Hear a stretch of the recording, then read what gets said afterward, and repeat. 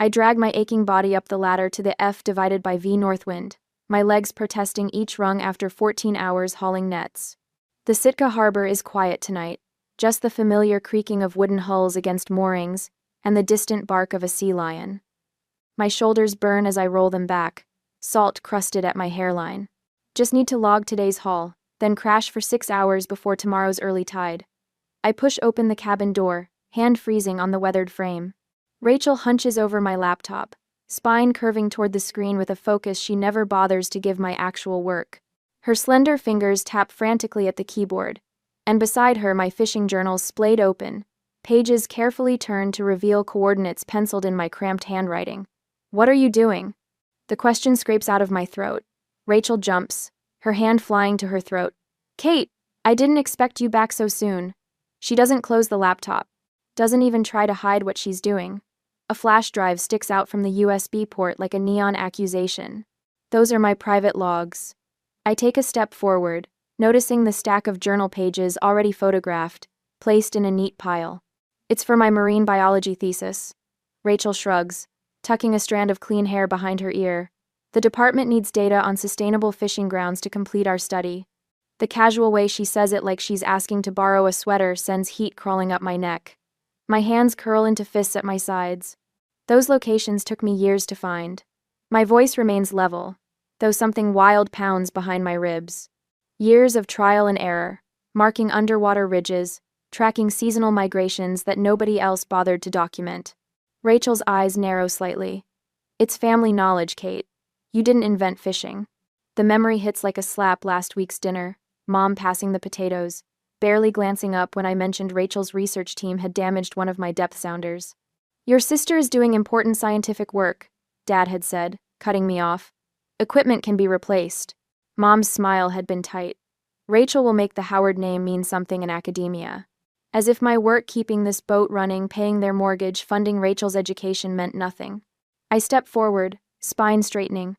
"Those are proprietary locations that keep this business afloat, that keep you in that fancy university program."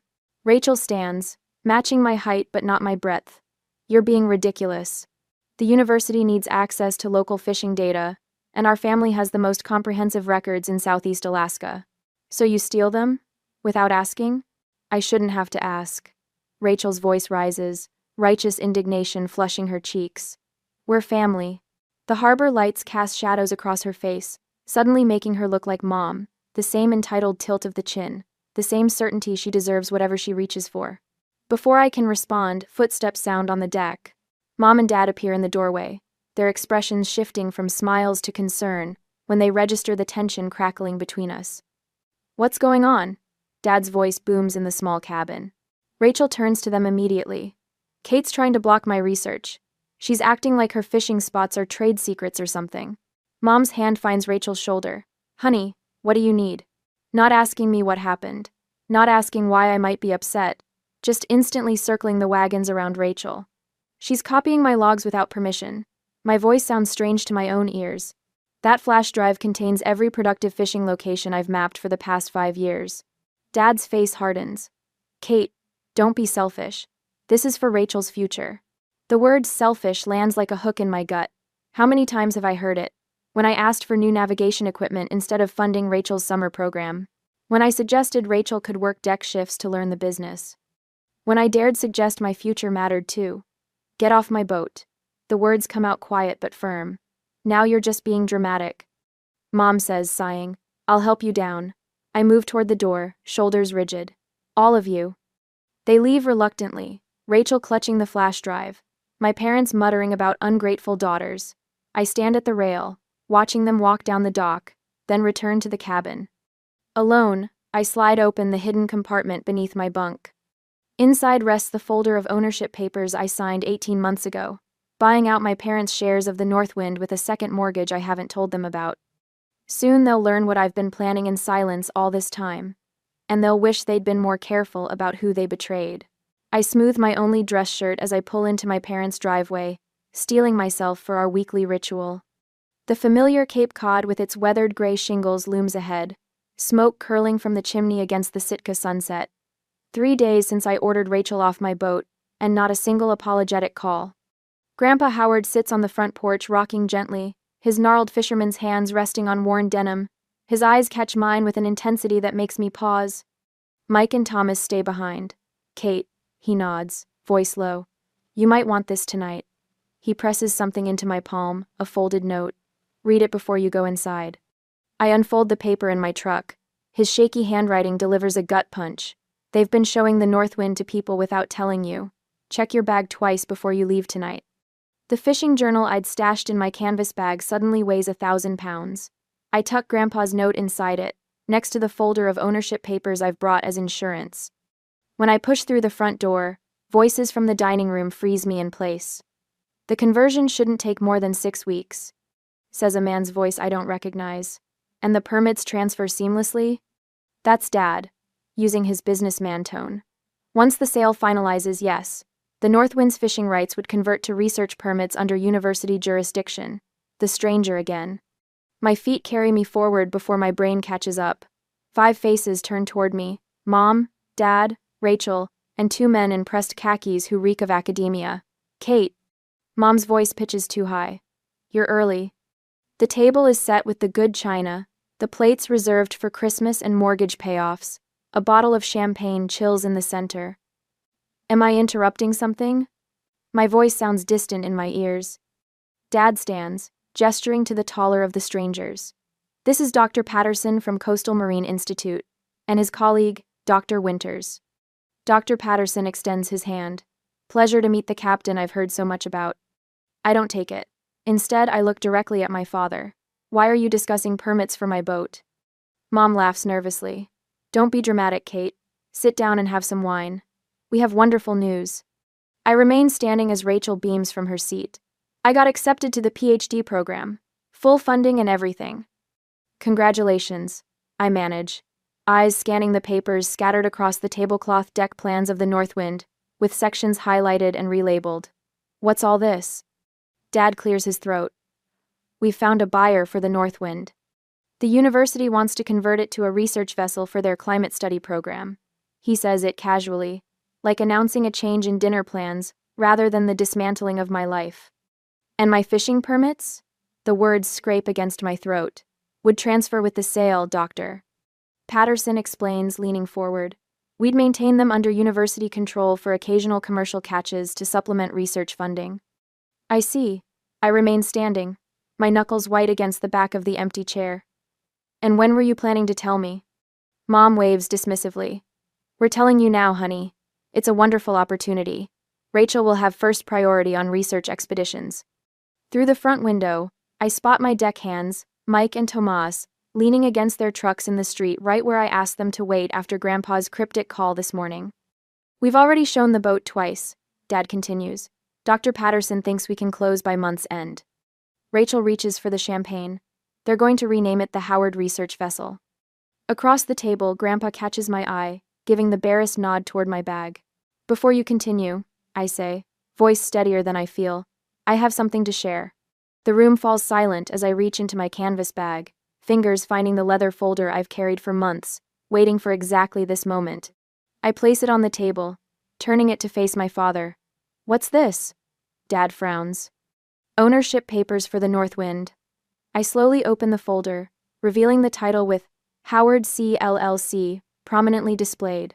Signed and registered 18 months ago. Dr. Patterson leans forward, academic curiosity piqued. These appear to be legitimate transfer documents. Dad's face flushes crimson. You can't have possibly afforded to buy us out. Second mortgage. I pull out bank statements, laying them beside the title. I've been making payments for a year and a half. Mom's hand flies to her throat. You went behind our backs? Like you're doing right now? I meet her eyes. Planning to sell my livelihood without even mentioning it?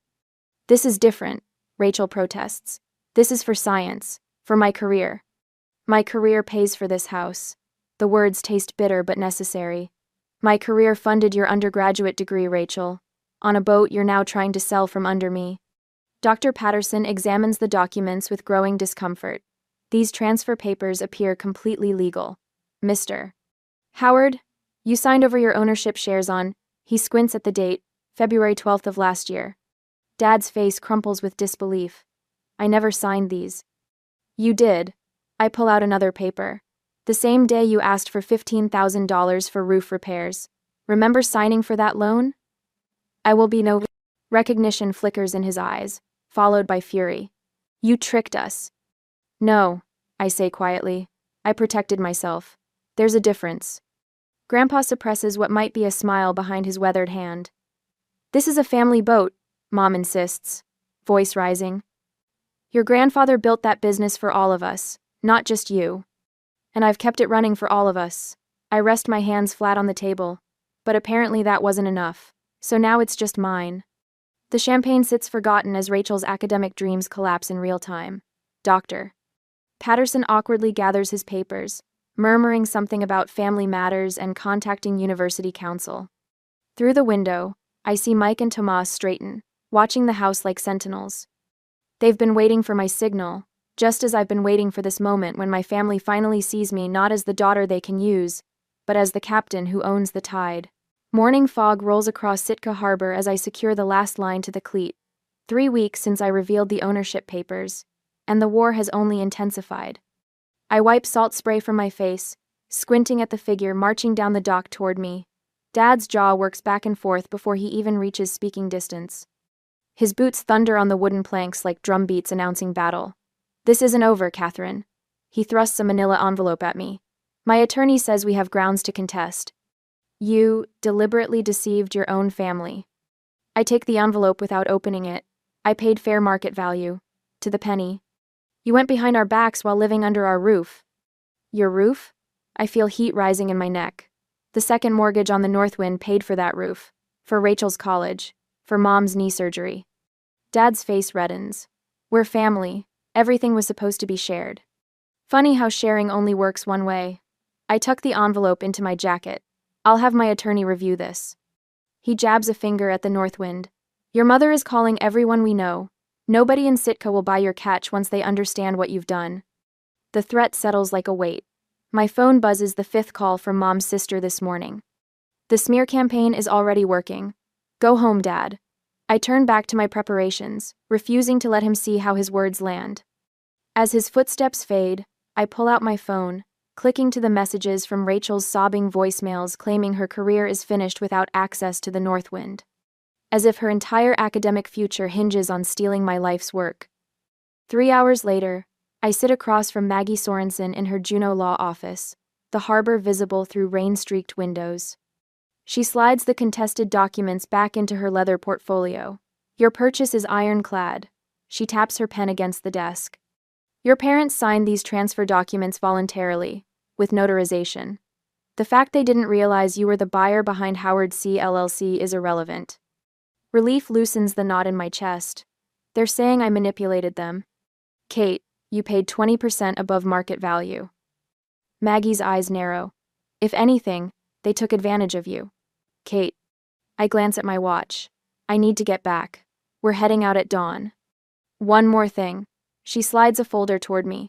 I confirmed your new mortgage contract in Dutch Harbor. Processing plant manager there says your supply contract is secure whenever you're ready. The word whenever hangs between us. We both know it's becoming a question of when, not if.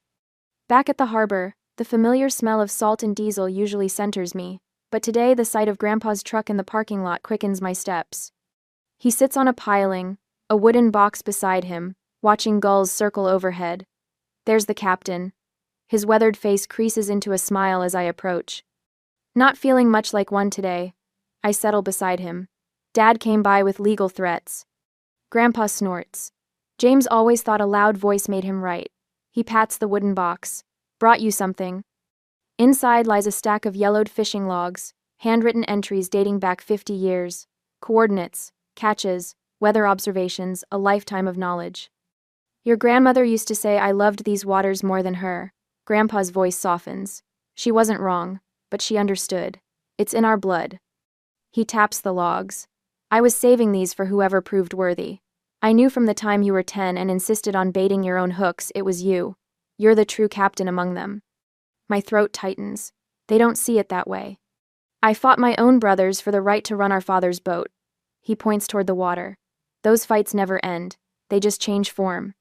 Every captain chooses between pleasing others and following their compass.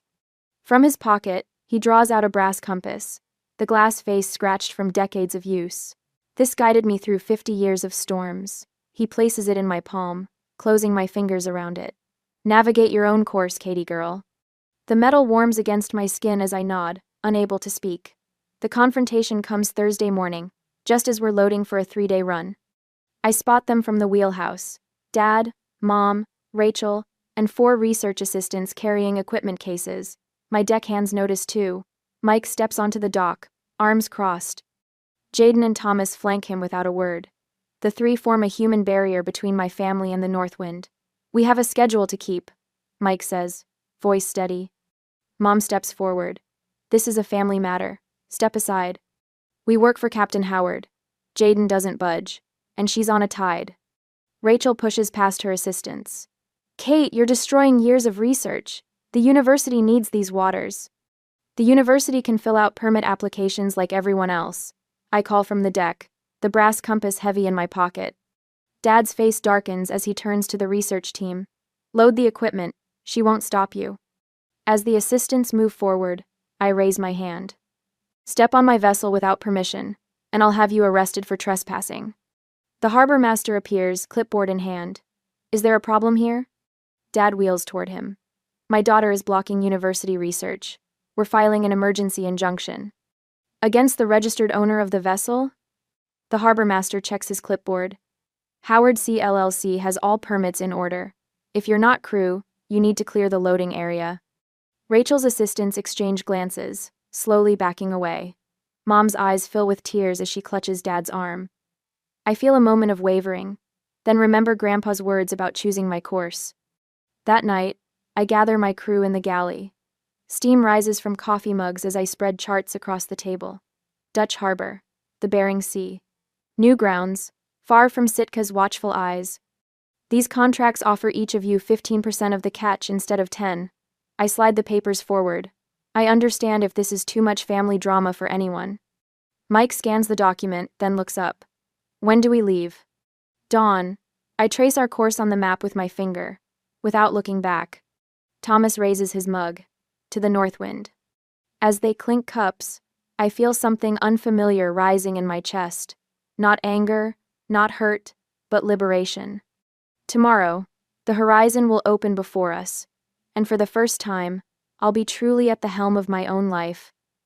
I think of the compass in my pocket, pointing towards something that was always mine to claim. The pre-dawn darkness wraps around the Northwind like a promise as I guide her through the narrow channel leading from Sitka Harbor. My hands steady on the wheel, knuckles white not from strain but resolve. Each turn of the propeller carries us farther from the only home I've known, but with every nautical mile, the vice around my chest loosens a notch. We're clear of the last marker. Captain Marco, my first mate of 7 years, stands beside me in the wheelhouse, voice low as if we're stealing away rather than claiming what's rightfully mine. Take her to cruising speed.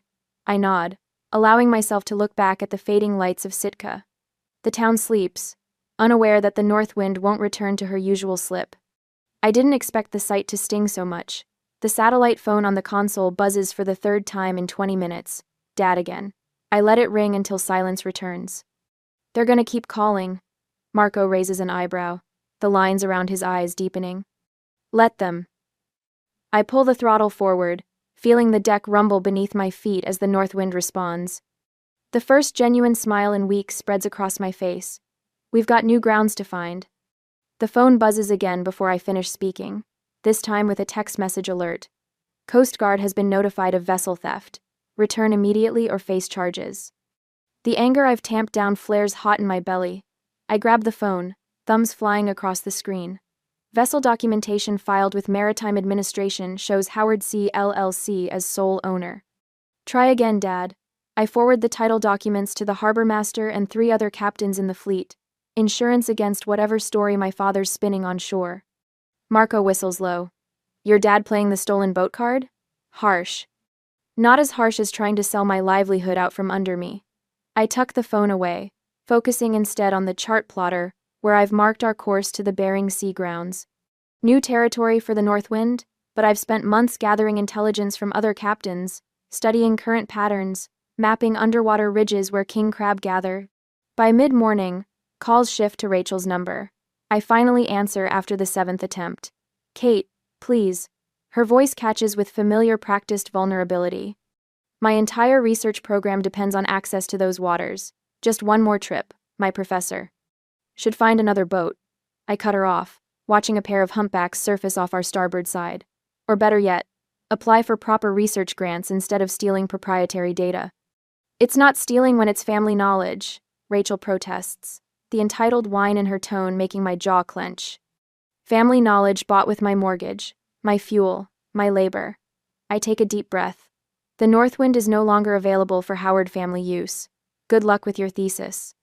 I hang up, switching the phone to silent, and tucking it into the galley drawer. Through the window, I watch Marco and the crew preparing crab pots on the deck, their movements synchronized from years working together. They all chose to come with me, even knowing it meant burning bridges with the Howard name in Sitka. By afternoon, the radio crackles with familiar voices. Captain Jensen of the Fortitude, then Bartlett on the Sea Witch. "Heard you finally broke harbor lines, Howard." Jensen's gruff voice comes through. "About damn time." "About damn time. Your old man's been telling tales at the coffee shop," Bartlett adds. "But seems the harbor master set him straight about who owns what. The Howards aren't making many friends today." Their support loosens something in my throat. I've known these men my whole life, watched them treat my father with deference while he leveraged the Howard name. Now they're choosing sides mine. 3 days later, we dropped pots in waters I've never worked before. The crew is quiet, tense, knowing everything rides on this haul. I've staked everything on being right about these grounds. When we pull the first string of pots, they come up so heavy the hydraulics strain. Massive king crabs, shells gleaming, tumble onto the sorting table. The crew erupts in whoops and hollers while I stay silent, running calculations in my head. At these weights, we're looking at a record haul. That night, the processing plant manager called personally to confirm our arrival time. "Word is you've hit the motherlode, Howard. We'll clear dock space for you." After the call, I gathered the crew in the galley. Beer appears from the cooler, and I don't object when Marco slides a bottle my way. For the first time, I tell them everything. The years of my parents treating the boat as family property, while I carried the payments alone, Rachel's academic theft, the final betrayal of trying to sell the Northwind out from under me. To Captain Howard, Marco raises his bottle. "Who finally realized blood doesn't entitle people to steal your future?" To the Northwind, someone else calls, and Dutch Harbor, our new home port. I take a long pull from my beer, feeling the cold liquid wash away years of swallowed words. My phone shows 17 missed calls and a social media notification. Mom's public post about family betrayal getting ripped apart by commenters who know the truth. I delete the notification without reading further. Their voices can't reach me here, on my boat, surrounded by people who respect boundaries and honest work. For the first time in my adult life, I'm navigating by my own charts, and the water ahead looks clear all the way to the horizon. 3 months later, we were at the new port, and I collected more evidence and team to protect my legacy. The shadow of the Northwind stretches across Dutch Harbor's choppy waters as I spot them. 3 figures huddled against the wind, looking small against the industrial backdrop of processing plants and supply warehouses. My parents and Rachel, exactly as I expected when the harbor master called to warn me. "Captain," Mick says beside me, his weathered face creasing with concern. "Want us to send them packing?" I shake my head, watching them take in my vessel, freshly painted hull, new hydraulic system gleaming under the weak Alaskan sun, crew moving with practiced efficiency as they prepare for tomorrow's run. "I'll handle this." 3 months of distance has hardened something in me. I stand straighter as they approach, noticing how my father's confident stride falters when he sees the improvements. The solar panels, the upgraded navigation array, the name freshly repainted with Howard C. LLC beneath it in professional lettering. "Catherine," my mother calls, using my full name like she always does when trying to establish authority. Her voice carries across the dock, brittle with forced warmth. "The harbor is buzzing about your operation." I don't move from the rail. "You're welcome to come aboard my vessel. One conversation, then you leave." The emphasis on "my" doesn't escape them. They exchange glances, the same silent communication they've used my entire life when plotting strategy. Rachel clutches a leather portfolio against her chest like a shield. "Permission to come aboard, Captain?" My father's attempt at humor falls flat. "Granted." I lead them to the galley, recently renovated with the profits from our Record King crab haul. The space feels smaller with them in it, but for once, I don't shrink myself to accommodate them. I gesture to the bench seats, remaining standing. Coffee? I offer, pouring myself a cup without waiting for their answer. My father leans forward, hands clasped between his knees, his negotiation posture. Kate, we've been thinking. It's time we put this unpleasantness behind us. We're still family, my mother adds, reaching across the table as if to touch my hand. I move it away, wrapping my fingers around my mug instead. Rachel looks different, thinner, with shadows under her eyes I haven't seen before. The university is establishing a new marine conservation research program, she says. We could form an exclusive partnership. Your fishing data, my research, the Howard legacy, combining traditional industry with conservation science. The rehearsed quality of their pitches hangs in the air between us. I take a slow sip of coffee, letting silence stretch until my father shifts uncomfortably. We could easily restructure ownership, he continues, voice dropping into the reasonable tone he uses with difficult clients. A family co-ownership arrangement. No need for all this. He waves his hand at the boat. Independence. I set my mug down carefully and reach beneath the table for the folder I prepared weeks ago, knowing this day would come.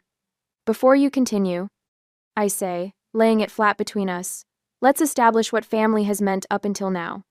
I open the folder, revealing the first-page photographs of equipment damaged during Rachel's research excursions.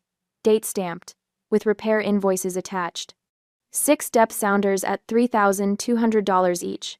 Navigation computer water damage, $4,700. Winch system overloaded beyond safety parameters, $8,900 replacement. I flip the page. Logs documenting every time they'd borrowed fuel, gear, or crew hours, without compensation or acknowledgement. Family resources.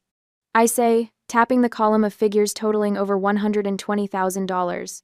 The third page makes my mother inhale sharply bank statements showing mortgage payments on their home, Rachel's tuition payments, emergency medical bills after my father's gallbladder surgery. Perhaps, I say, my voice steady despite the heat rising in my throat, we define family differently. My father's face darkens. Now wait just a minute. No, the word cracks like a whip. For 32 years I've waited. I believed family meant mutual support, not endless taking. I look directly at each of them. I have the emails where you discussed selling my livelihood to fund Rachel's PhD program, dated just a few days after I paid off your second mortgage. Rachel's eyes widened. Dad said you were planning to sell anyway. I stop, breathe. Every penny I earned went back into this boat or into supporting you all. Meanwhile, you planned to sell it from under me. My mother's eyes fill with tears, but for once they don't move me. We only wanted what was best for everyone. For everyone? I laugh, the sound harsh even to my own ears. Or for the daughter whose achievements you actually valued? My father stands abruptly, knocking the bench backward. After everything we sacrificed for you, this is how you repay us? With accusations and... Sit down, George. The voice comes from the doorway, where Grandpa Howard stands, sea bag over one shoulder. And for once in your life, listen to your daughter. Pop, my father sputters. You don't understand. I understand plenty. Grandpa moves beside me, his presence a solid wall of support. You've been treating her like a workhorse instead of a daughter since she was 16. I watched it happen and said nothing. That ends today. Rachel's face has crumpled, real understanding dawning for perhaps the first time. I close the folder. These are my terms for any future relationship. I say quietly, acknowledgement of past exploitation, respect for my boundaries, and the understanding that this vessel and business are mine alone. My father stands again, slower this time. You always were stubborn, just like your grandfather. Come on, Helen, Rachel, we're not going to beg. But as they file toward the door, I catch the shift in my mother's face, manipulation giving way to genuine shame. Rachel lingers, her fingers trailing on the galley table. I never saw it, she whispers. I'm sorry I never saw it. It's not enough. But it's a start. A year later, the morning sunlight streams through the windows of my Harborview office, casting golden patterns across the maps that line the walls. Each chart marks successful fishing grounds. The Northwind has claimed this year territory that belongs to Howard C. LLC, not family obligation. I trace my finger along the newest editions, pride warming my chest as I remember the record haul we brought in last week. A knock at the door pulls me from my thoughts. Greg, one of my first mates, stands in the doorway holding a stack of mail.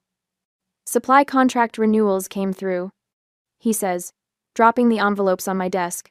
And this, he hands me an envelope with my parents' return address, their formal handwriting instantly recognizable. Birthday card? He asks, noticing my hesitation. I nod, tucking it into my desk drawer unopened. Third one since I left, each one a little less stiff than the last. Outside my window, both vessels of my expanding fleet rock gently at their moorings. The north wind gleams with fresh paint, and beside her, the Aurora purchased 3 months ago when we secured the Bering Sea contract stands equally proud. My eyes drift to the framed photo on my desk, my crew gathered on deck after our first independent season, faces sun-weathered and grinning. The phone rings. I recognize Grandpa's number immediately. My captain granddaughter, he greets, voice gruff with affection. The Finnegan boys just told me about your Sustainable Fishing Award, making quite the name for yourself. I laugh, warmth spreading through my chest, just using your compass like you taught me. Best thing I ever gave away, he says, speaking of which Rachel called yesterday. My hand tightens on the receiver. And? Got her own research grant. University funded, no Howard strings attached. Pride colors his voice. Said to tell you she's charting her own course now. Something inside me loosens at his words. The weekly calls with Grandpa have become my truest family connection, a bridge back to what family should be. He never asks for anything except my stories. My therapist says that's how I'll know I'm healing when memories of what happened don't immediately spark anger. These days I think of my family with something closer to measured distance than rage. After hanging up, I grab my jacket and head down to the docks. The young woman waiting by the north wind stands straighter when she sees me, her eager expression barely masking her nervousness. Captain Howard? Her handshake is firm despite her anxiety. I'm Jessie Tanner. Thanks for considering my internship application. I study her 19, maybe 20, with calloused hands that tell me she's no stranger to hard work. Her family's small-scale operation has struggled since her father's accident last year. I recognize the look in her eyes, determination mixing with desperation, a willingness to work herself to exhaustion for family obligation. First rule, I say, unclipping Grandpa's compass from my belt and placing it in her palm. This stays with you during training.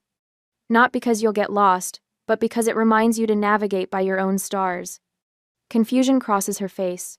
Second rule, your worth isn't measured by what you give away. The words emerge from a place of hard-won wisdom. It took me 32 years to learn that. Understanding dawns in her eyes slowly, like sunrise over the Alaskan coastline. Back in my office later, I sign the last documents for our upcoming contract, our biggest yet. My signature flows more confidently now, no longer the hesitant scrawl of someone waiting for permission. Tomorrow we sail for new grounds. The community respect we've earned comes not from the Howard name, but from the integrity with which we operate. Sometimes I wonder if my parents understand what they lost wasn't just a boat, but the chance to know their daughter. The last light of day catches on the water as I step onto the north wind's deck. I run my hand along the familiar railing, feeling the solid weight of belonging. This vessel carries my future now, not my past. I look toward the horizon, where tomorrow's possibilities wait. The water stretches endless and bright, mine to navigate at last.